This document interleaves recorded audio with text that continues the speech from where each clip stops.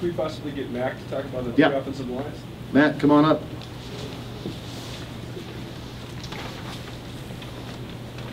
Or you can tweet it out if you want. Thanks,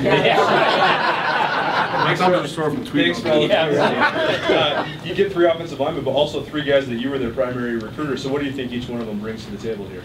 You know, first and foremost thing I'm looking for recruiting offensive linemen is the fit. You know, I spent a lot of time with a lot of intangible things, the work ethic, and just the drive and determination. So I think we found three good ones. The emphasis this year was bigger.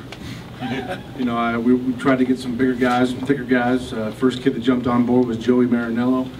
Great story there. Him and his folks, him and his mom flew out for an unofficial for the UC Davis game. We've been recruiting him hard. I was able to go out in Minnesota and watch him play a game and build a relationship with him. And on the visit, after the UC Davis game, he's standing in the tunnel waiting for me to come off the game, and he said, "Hey, Coach, got some good news for you. I'd like to commit, be a Bobcat." So that's pretty special when you're a kid right after a win say he wants to be a Bobcat. So that was a special locker room. So he was the first one to jump on board. He's 6'5", 320 pounds. You know, whether he plays tackle or guard right now, I'm really not sure, but he's a big-boned Norwegian Minnesota kid. So that he was a good get. And then at the UND game, I was out there when we were out there. I got to talk to an individual, and he put me onto a guy at Bettendorf High School, where J.P. Flynn is from. And yeah, actually he didn't preface that. He just said, "Hey, look, I got another guy in Iowa." And I said, "Okay, you know, where's he at?" And he said, "Bettendorf." I said, "Okay, great." So got his name, got his information right from then and there, and kind of picked him up and got going. And Wade Webster's his name. And the thing about that was a hard get because Mom was a hard sell. You know, Mom was the part that she was not going to let him come to Montana. And I've done a lot of home visits over the last 12 years, and I've never had a mom sit in a home visit, and she was weeping pretty good. And, we had a good home visit, but Mom and Dad and brother all came out on the visit.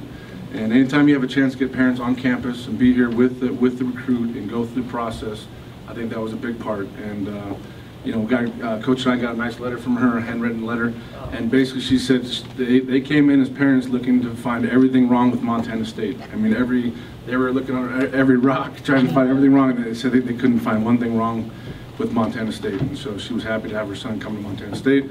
So that was a big get. And then obviously local grown Austin Oldenburger from Manhattan. Obviously the pipeline continues there, and you know, our philosophy is you got to start with homegrown kids. And Austin will be great. And one thing about Austin I've had a chance over the years is to coach him during the summer. There's always the big man camp over in Rocky Mountain College I usually work. I've gotten to coach Austin over there a couple summers, and then also he came to camp here as well. And anytime you have a chance to coach a kid during the summer at football camp, that's a huge recruiting bonus. You know, Austin, I call him a snot bubbler because he just kind of comes at you, and he's not real pretty, and he's you know, offensive lineman sometimes, but he just keeps coming at you. And he'll be a center, and he'll be an interior guy, and he's got great feet. And right now he's playing basketball, and he's stripped down to about 260 pounds. So he's in good shape, and you know, moving forward, that'll be good. And then obviously having Quinn McQuarrie here as a quarterback, that's obviously a bonus as well. So then they have Big John Weidenauer here. To have 3 Division I football players from Manhattan, a Class B school down the road, that's pretty big time. So we all did a good job recruiting those guys. So we're glad to have them on board. Jack, a lot's been made about how Twitter has become for recruiting. You use it a lot. Why is Twitter such a useful tool this time of year? You know, I think Twitter's huge because social media is where all the kids are. Between Facebook and Twitter, it's one thing. I like Twitter because it's a way to get our brand out. You know, I try to focus on Montana State. I try to focus on different positiveness about the university that the kids will see. Anytime you can get information about Montana State in front of the recruits, you're ahead of the game. You know, and so obviously I use it to promote the offensive line. You know, different videos. I try to keep up with with all the different apps or new software. The stuff changes every single day. And what kids might be on one day, they ditch that, they're on to something else the next day. So I try to keep up with that a little bit, and it's just the nature of the beast. And so I just try to keep up with it and have a good time with it. And I think it's a positive deal, and I think the kids have a good time because they're all on it. They're either on Facebook or they're on Twitter.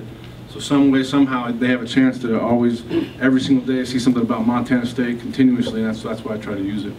You used a little bit of a coded language that kind of excited the fan base. Maybe you could give us a definition of what some of the words are you using on that? If I told you that, I'd have to kill you. I got one last one for either Bo or Rob. Last couple of recruiting classes, you guys have been recruiting to the defending Big Sky champs, the 2-time defending, the 3-time defending.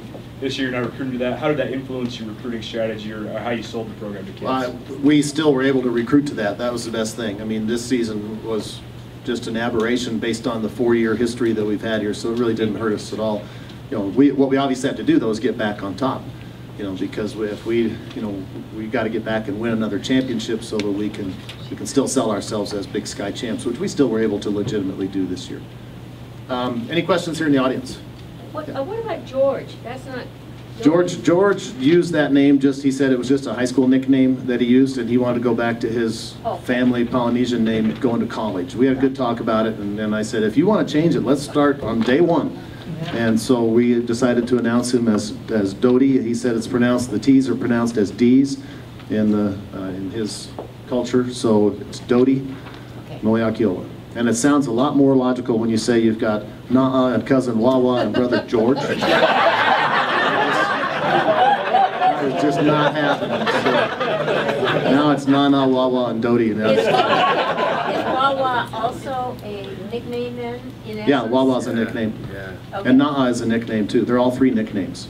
Okay. We couldn't even come close to pronouncing any of their real first names. No, it wouldn't even be funny. It would be impossible. Other questions here in the audience? Not shutting you out, Coulter, if you have one more. Okay. I have one. Yeah. Did you go after somebody that you really wanted and didn't get? Oh, a few. I mean, there's guys, and you lose them at different stages along the game. Okay. You know, we had some great guys we were interested in that we lost back in October, November when they decided to go elsewhere, and it just trickles down. You always have some of those, yeah. Like Disley? Yeah. Well, yeah, I mean, Will Disley was a guy we recruited hard, of course, but we wished him nothing but the best. Pac-12, shoot, that's a great opportunity. He'll be back. Okay. Never wish on that on anybody. I hope he makes it. Other questions? Coulter, anything else? You sure? I shouldn't have asked. Who has the chance to play right away in your opinion? Who's the top recruit? You know, I was thinking about that coming up here and decided I wasn't going to pick anybody. That's why I mentioned the transfers and probably Marino. Those guys are the ones that I would. But that's not closing out anybody else. There are some guys in this class that are going to be freshmen next year that will play. You mentioned your guys' big board. What you recruits, all you guys you had. I mean, was there a #1 guy that you had up there, or a guy you needed to prioritize? Maybe not somebody that'll play right away, but somebody that you really needed as a specific fit. You know, again, that board changes so much. I mean, there were guys on the board that were 1 and then got beat out, and then there was a new #1, and other guys that were 1 and we lost them, and so 2 became 1, and every position, it's hard to really say.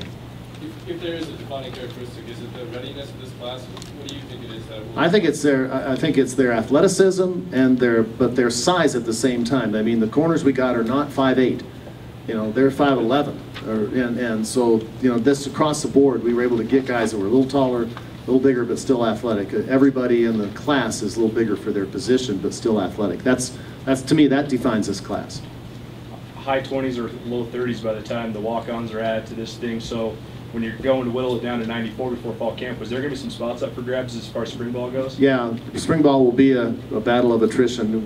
We probably are we're probably 8 or 10 over right now, what we can take. But there's a lot of things that happen between now. I mean, we're just like the airlines.